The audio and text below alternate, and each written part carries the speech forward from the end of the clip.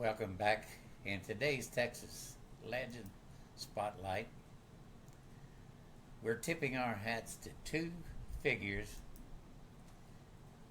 whose voices, leadership, and passion put Texas on the global square dance map: Milton Luttrell and Marshall Flippo. If you've ever danced on a polished hardwood floor in Fort Worth, odds are you felt the legacy of Milton Luttrell, stationed out of North Texas. Milton was an engineer by trade, working on aircraft like the F-111 and the F-16.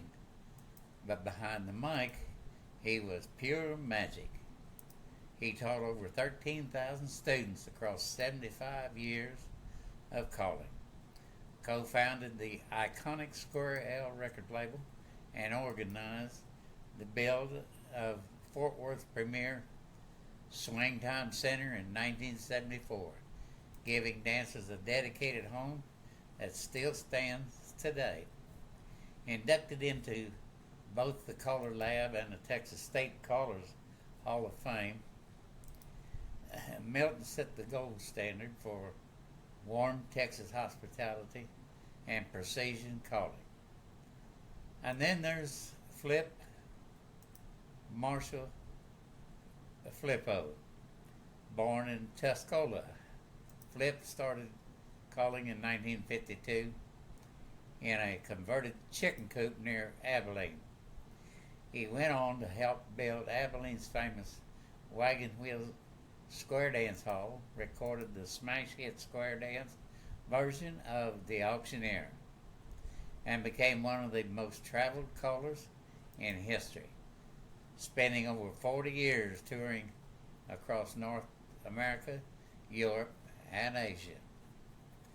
Together, pioneers like Milton and Flip didn't just call dances, they built a community infrastructure that we still enjoy today.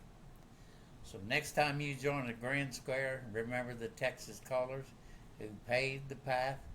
We'll be right back with our listener mailbag after a quick break.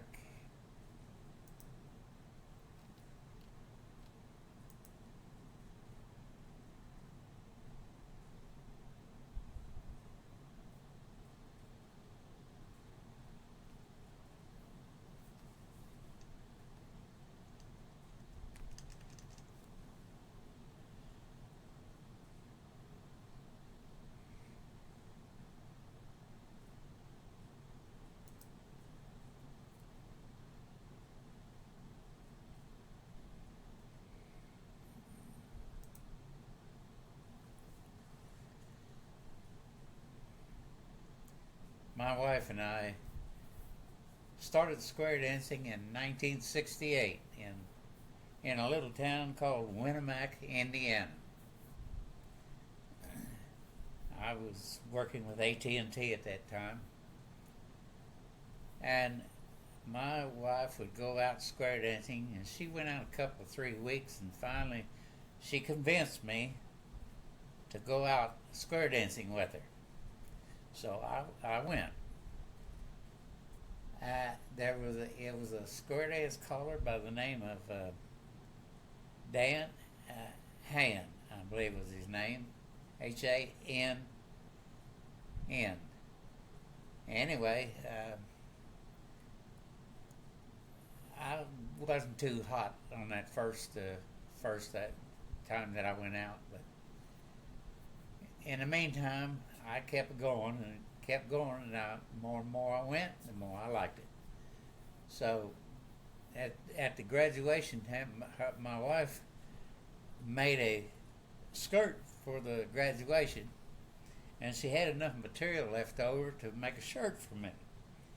And it looked like one of them hee-haw overalls, if anybody's ever seen one of them. It was a mixture of all kinds of colors, all kinds.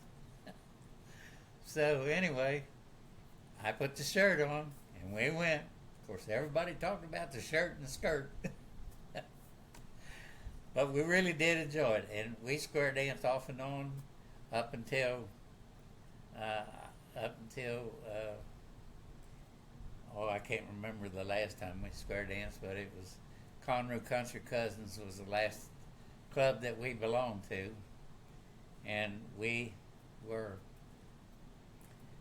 a presence there one time, and we were officers at the Sam Houston Square Dance Association, and traveled around the various clubs within the association.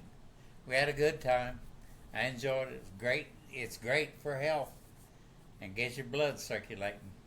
So this is why I'm trying to promote this square dancing in Texas. There's no podcast in Texas right now concerning square dancing. So this is why I started to try to do this. I hope we can make it work. We'll interview some callers, we'll interview some clubs, and I might even travel around and get a few pictures and everything to put on here.